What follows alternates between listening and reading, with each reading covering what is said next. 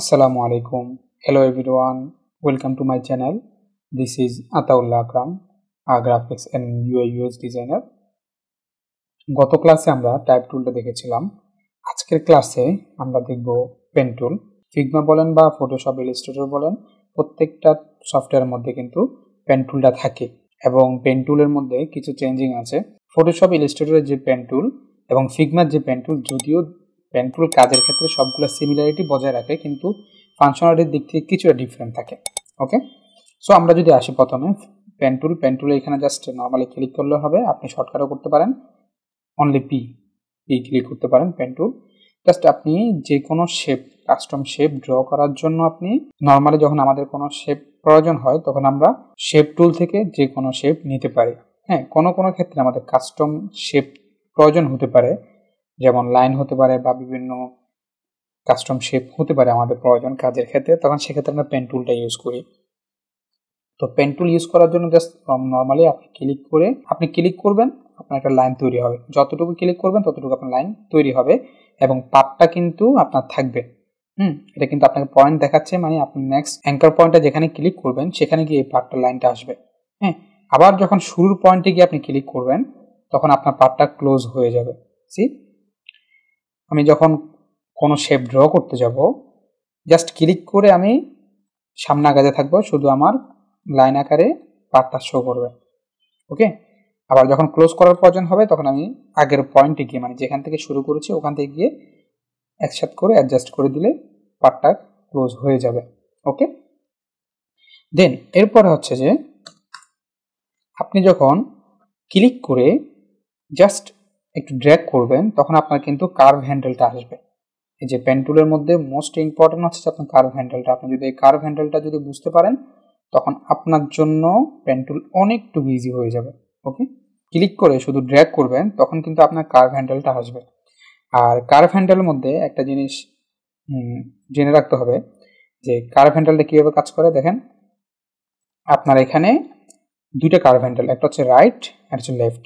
আপনার এই যে লেফটের যে কার্ভ হ্যান্ডেলটা, এই লেফটের কার্ভ হ্যান্ডেলটা আপনার এই অ্যাঙ্কার পয়েন্টের হাফ অ্যাঙ্কার পয়েন্ট পর্যন্ত সে কন্ট্রোল করবে।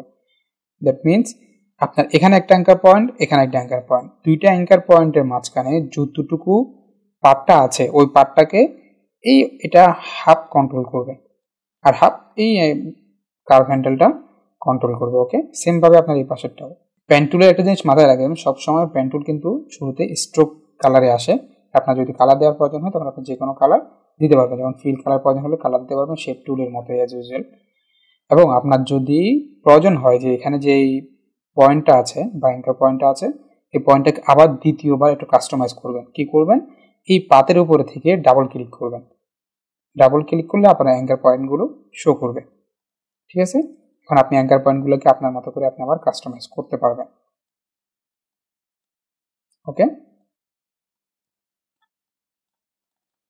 তো নর্মালি পেন টুলটাকে যত বেশি আপনি প্র্যাকটিস করবেন পেন টুলটা আপনার জন্য ফ্রি হ্যান্ড হবে এবং আপনার জন্য সহজ হবে। নর্মালি আমাদের অনেকেরই আছে যারা আমরা পেন টুল ইউজ করতে খুবই প্রবলেম ফেস করি, পেন টুল ইউজ করতে আমাদের প্রবলেম হয়, তখন সে করতে আপনি যত বেশি পেন টুলের প্র্যাকটিস করবেন তত বেশি আপনার পেন টুলের হাত ফ্রি হবে। ওকে, পেন টুল প্র্যাকটিসের জন্য আমি কয়েকটা টেকনিক বলে দিচ্ছি, সেটা অবলম্বন করতে পারেন। প্রথমত হচ্ছে যে আপনি যে কোনো একটা ফন্ট নিতে পারেন, যেমন আমি এখানে একটা টাইপোগ্রাফি নিলাম, ইন্টার। ওকে, আমি লিখলাম এ, তারপরে বি, এটাকে আমি একটু বোল্ড করে দিচ্ছি, ফন্টের সাইজটা একটু বড় করে দিচ্ছি।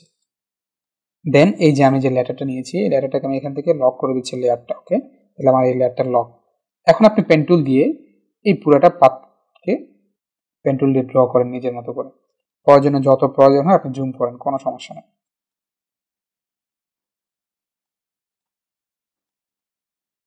আচ্ছা, আমার এখানে এই কার্ভ হ্যান্ডেলটা একটু বাঁকা, আমি এটাকে সোজা করে দিচ্ছি একটু। ওকে, ফাইন। আর এই হ্যান্ডেলটাকে একটু ছোট করে দিচ্ছি। ডান। এরপর আমি এখান থেকে একটু ড্র করে নিয়ে নিচ্ছি এই কার্ভ হ্যান্ডেলটা। সেমভাবে এটাকে আমি একটু মুভ করতেছি আর এটা একটু ছোট করতেছি। ওকে,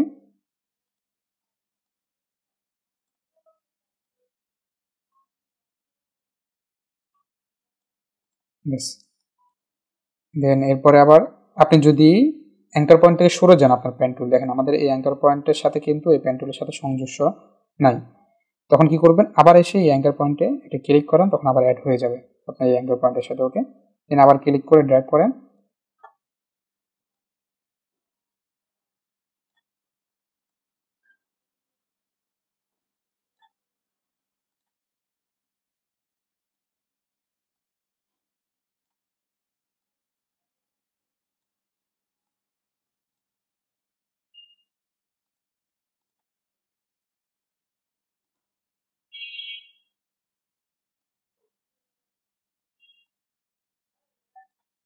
বিটা ফুললি ড্র হয়ে গেছে। এরপর আমি এখান থেকে এটাকে ফিলের পরিবর্তে স্ট্রোক কালার দিয়ে দিই, সরি স্ট্রোকের পরিবর্তে ফিল কালারটা দিয়ে দিচ্ছি। ওকে, তাহলে আমার বিটা ড্র হয়েছে। এখন মাঝখানের এরিয়াটা, মাঝখানের যে খালি অংশটা আছে এটা ইয়ে করতে হবে। এভাবে আপনি লেটারের প্র্যাকটিস করতে পারেন পেন টুল দিয়ে। ওকে, এটা হলো একটা টেকনিক। আরেকটা টেকনিক সেটা হচ্ছে যে গুগলে যাবেন, গুগলে গিয়ে লিখবেন স্কাই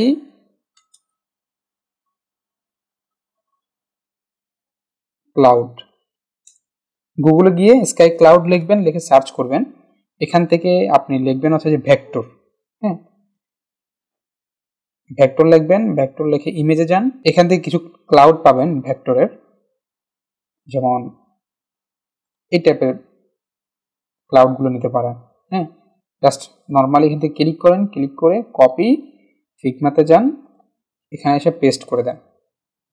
ওকে, তাহলে আপনার ইমেজটা আসছে, ইমেজটা আসার পরে এখান থেকে আপনি ইমেজটাকে রাখেন, রেখে সেমভাবে আপনি লক করে দেন।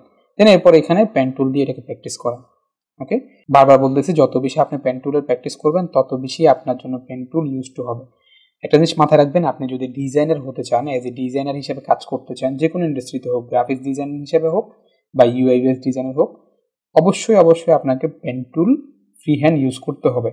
ওকে, পেন টুলের অনেক বেশি কাজ আছে, ট্রাস্ট মি। আপনি যদি পেন টুল জানেন তখন আপনার জন্য অনেকটুকু ডিজাইন জিনিসগুলো সহজ হয়ে যাবে। ওকে, সো আমরা পেন টুলটা দেখলাম, পেন টুলটা কীভাবে কাজ করে এবং পেন টুলের মধ্যে কীভাবে প্র্যাকটিস করবো সেটাও আমরা দেখলাম।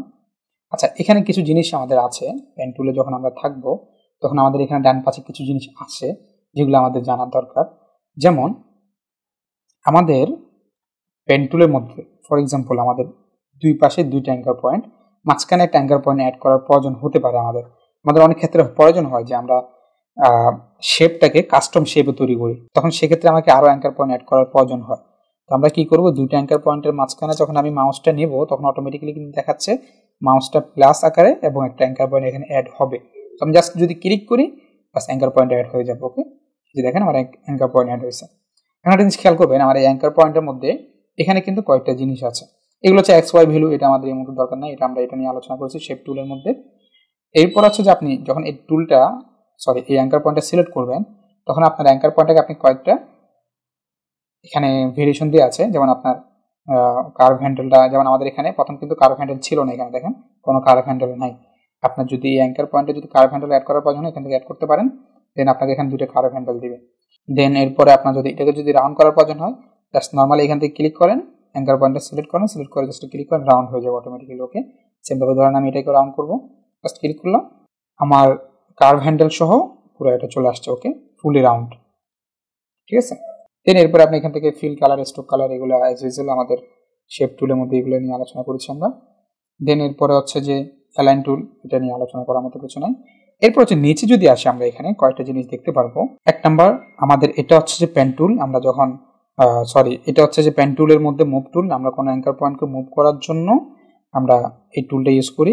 এরপর হচ্ছে যে অ্যাঙ্কার পয়েন্ট সিলেক্ট, আপনার যদি মাল্টিপল অ্যাঙ্কার পয়েন্ট সিলেক্ট করা থাকে তখন আপনি এটাকে ইউজ করতে পারেন, যেটাকে আমরা ল্যাসো টুল বলি আর কি, পেন টুলের মধ্যে ল্যাসো টুল।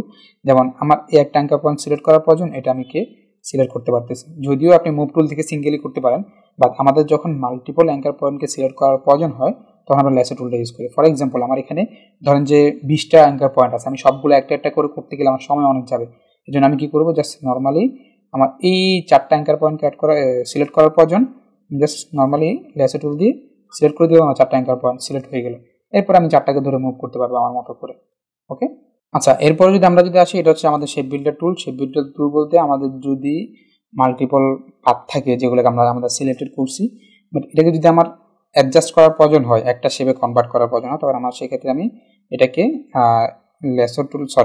শেপ বিল্ডার টুলে গিয়ে জাস্ট আমি ক্লিক করব, আমার এটা একটা পাতে হয়ে গেছে। সেভাবে এটাতে ক্লিক করবো, বাস দুইটা পাত মিলে আমার একটা পাত হয়ে গেছে। ওকে, আপনি যদি ইলাস্ট্রেটর জেনে দেখেন তখন আপনার জন্য এই জিনিসটা আরও ইজি হবে যে লেসো টুল কীভাবে কাজ করে।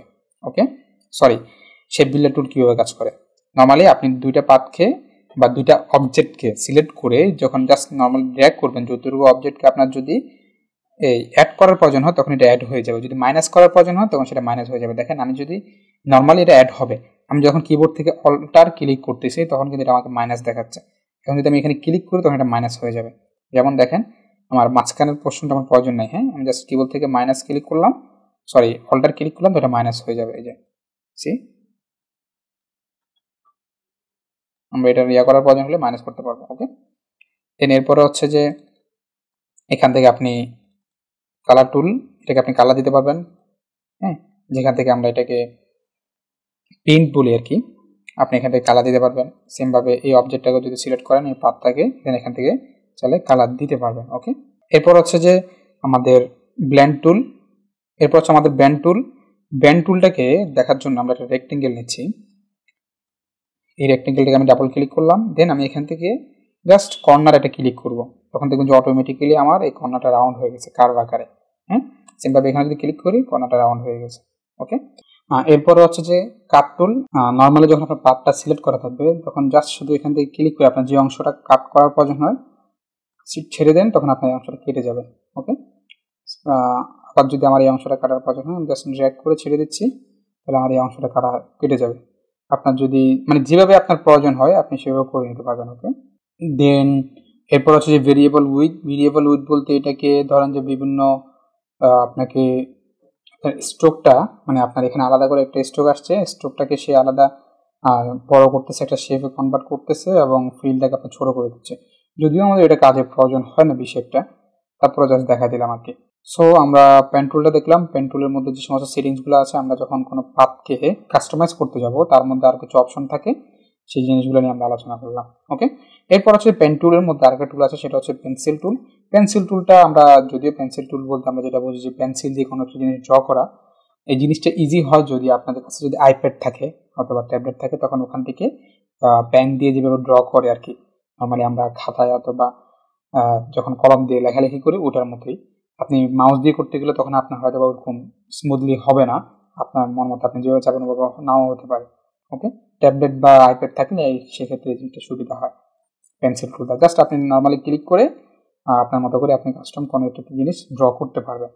ওকে, তাহলে আজকের ক্লাসে আমরা পেন টুলটা নিয়ে আলোচনা করলাম। পেন টুলটা খুবই most important, definitely pen tool নিয়ে প্র্যাকটিস করতে হবে। যত বেশি পেন টুল নিয়ে প্র্যাকটিস করবেন তত বেশি আপনার পেন টুলটা ফ্রি হবে আপনার জন্য। হ্যাঁ, পেন টুলে ফ্রি হ্যান্ড যদি না হয় আপনি ডিজাইন ইন্ডাস্ট্রিতে কাজ করতে আপনার জন্য খুবই মুশকিল হবে। ওকে, এখন পর্যন্ত আমাদের যতগুলো ক্লাস দিয়েছে সবগুলো ক্লাস কিন্তু খুবই বেসিক ছিল এবং বেসিক টুলগুলো নিয়ে আমরা আলোচনা করেছি। দেন আমরা আস্তে আস্তে একটু অ্যাডভান্সের দিকে যাব। এখন পর্যন্ত আমাদের সব টুলসগুলো আলোচনা করা শেষ। সো এই ক্লাসটা আপনার কাছে কেমন লেগেছে জানাবেন। পেন টুলের প্র্যাকটিসটা ডেফিনেটলি করবেন এবং কাজ করতে গিয়ে কোথাও যদি প্রবলেম ফেস করেন আমাদেরকে জানাবেন, আমরা অবশ্যই আপনাদেরকে সাপোর্ট দিব ইনশাআল্লাহ। সো ভালো থাকবেন, দেখা হবে ইনশাআল্লাহ নেক্সট ক্লাসে। থ্যাংক ইউ, আসসালামু আলাইকুম রহমতুল্লাহ।